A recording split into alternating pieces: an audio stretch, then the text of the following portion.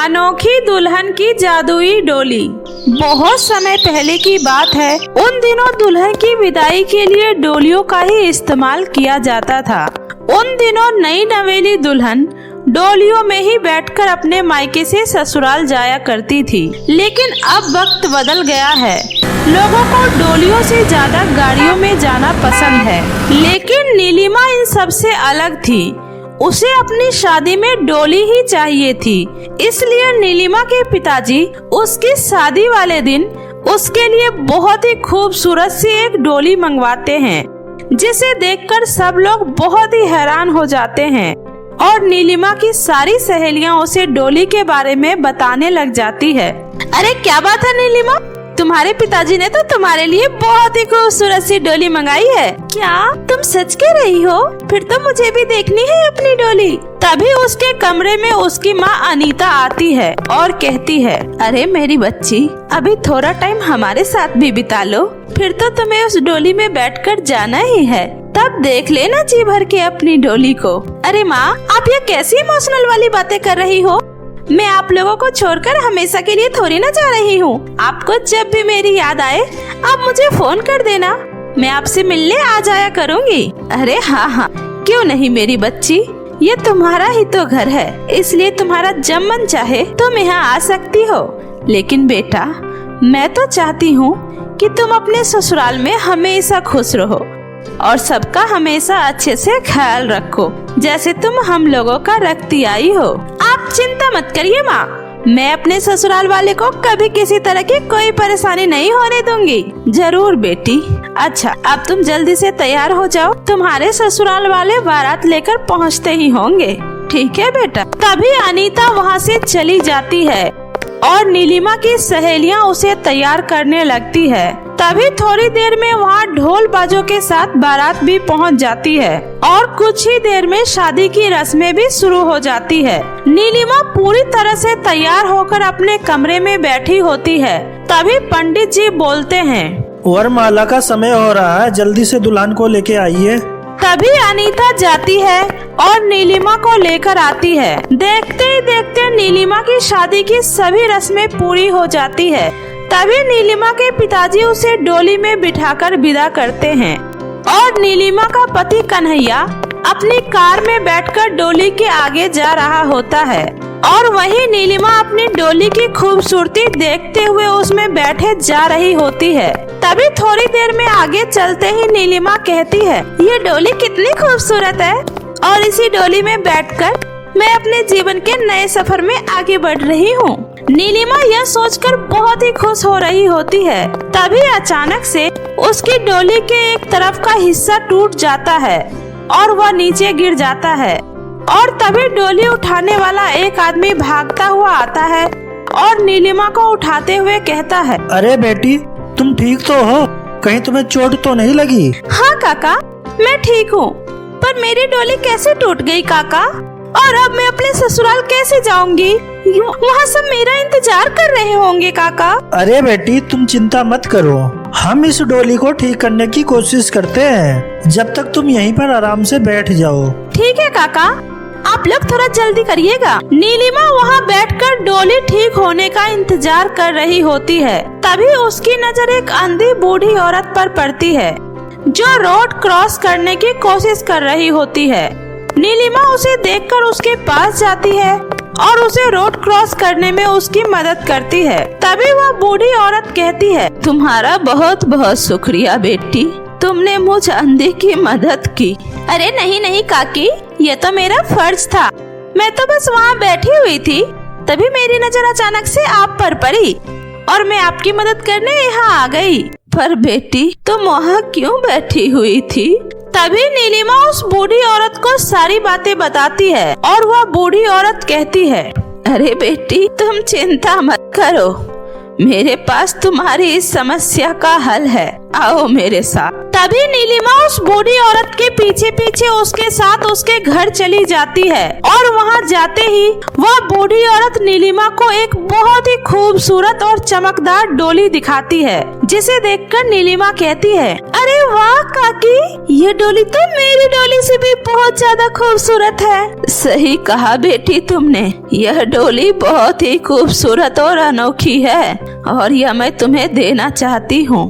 पर हाँ बेटी, यह डोली तुम्हें खाली तुम्हारे ससुराल ही नहीं पहुँचाएगी, बल्कि तुम्हारे ससुराल में आने वाली हर एक मुश्किलों को दूर करने में तुम्हारी मदद भी करेगी। आपका बहुत बहुत शुक्रिया काकी, आपने मुझे यह डोली देकर आज मेरी बहुत मदद की है। अच्छा काकी, अब मैं चलती हूँ। तभी नीलिमा उस डोली में बैठकर अपने ससुराल में पहुंच जाती है और उसकी सास आरती की थाली लिए हुए दरवाजे पर खड़ी होती है। जैसे ही नीलिमा डोली से उतरने वाली होती है, तभी उसका जेठ सूरज भागता हुआ आता है और उसके पति करण से कहता है, अरे करण, मैं तो बहुत बुरी तरह से फंस गया मेरे भाई, अब मैं क्या करूं? अरे भैया, बात क्या है बताइए तो, और आप इतना परेशान क्यों लग रहे हैं? अरे क्या बताऊं करण, मैं अपनी कंपनी से 1 लाख रुपए लेकर घर आ रहा था, तभी कुछ गुंडों ने मुझसे मेरा बैग छीन लिया और अब मेरे बॉस मुझसे वो पैसे मांग रहे हैं और अगर मैंने टाइम पर पैसे नहीं दिया तो वह मुझ पर केस कर देंगे। अब तू ही बता मेरे भाई, मैं क्या करूँ? अरे भैया, ऐसे तो आप बहुत बड़ी मुश्किल में पड़ जाओगे और मेरे पास तो अब इतने पैसे ही नहीं है कि मैं आपकी मदद कर दूं। वही नीलिमा डोली में बैठी यह सारी बातें सुन रही होती है। तभी नीलिमा कहती है, हे भगवान, मेरे जेठ जी के ऊपर तो बहुत बड़ी मुश्किल आ गई है और इस समय मेरे पास भी इतने पैसे नहीं है कि मैं उनकी मदद कर दूं। काश मेरे पास इतने पैसे होते कि मैं उनकी मदद कर पाती। नीलिमा के ऐसा बोलते ही उसकी डोली के अंदर एक चमक होती है और उसमें से खूब सारे पैसों की बरसात होने लगती है, जिसे देखकर नीलिमा हैरान हो जाती है। हे भगवान, ये कैसे चमत्कार है? इसका मतलब वो काकी ने जो कहा था वह बिल्कुल सही था कि यह डोली मेरे ससुराल में आने वाली हर एक मुश्किल को दूर करेगी और यह एक अनोखी जादुई डोली है। चलो अब मैं इन पैसों को लेकर जाकर जेठ जी को दे देती हूँ। तभी नीलिमा वो पैसा ले जाकर अपने जेठ जी को देती है। जेठ जी, ये लीजिए पैसे और अब आपको परेशान होने की जरूरत नहीं है और अब आप यह पैसे ले जाइए और अपने बॉस को दे दीजिए। तुम्हारा बहुत बहुत शुक्रिया नीलिमा, तुमने आज मेरी मदद करके मुझ पर बहुत बड़ा एहसान किया है। मैं तुम्हारा ये एहसान कभी नहीं भूलूंगा। इसमें एहसान की कोई बात नहीं है भैया, अब मैं भी तो इस परिवार का हिस्सा हूँ, तो इस घर की मुश्किलों को दूर करना मेरा भी तो फर्ज बनता है ना। सच में नीलिमा, तुमने तो आते ही इस घर को अपना बना लिया और आते ही इस घर की सारी मुश्किलों को दूर कर दिया। सच में मेरी बहू तो इस घर के लिए लक्ष्मी बनकर आई है। चलो बेटा, अब अंदर चलो। और हाँ भाई साहब, अब आप इस डोली को लेकर जा सकते हैं। नहीं नहीं मम्मी जी, इस डोली को यहीं पर रहने दीजिए।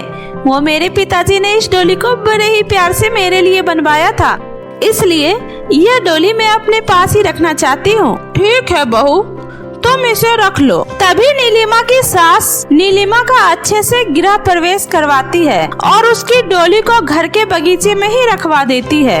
और ऐसे ही दिन बीतने लगते हैं और नीलिमा अपने ससुराल की सारी जिम्मेदारी को अच्छे से संभाल लेती है। और एक दिन ऐसे ही करण की कार उसके ऑफिस के बाहर खड़ी होती है, जिसे एक ट्रक वाला टक्कर मारकर चला जाता है और करण की कार पूरी तरह से चकनाचूर हो जाती है, जिसे देखकर करण बहुत ही दुखी हो जाता है और घर आकर सारी बातें नीलिमा को बताता है।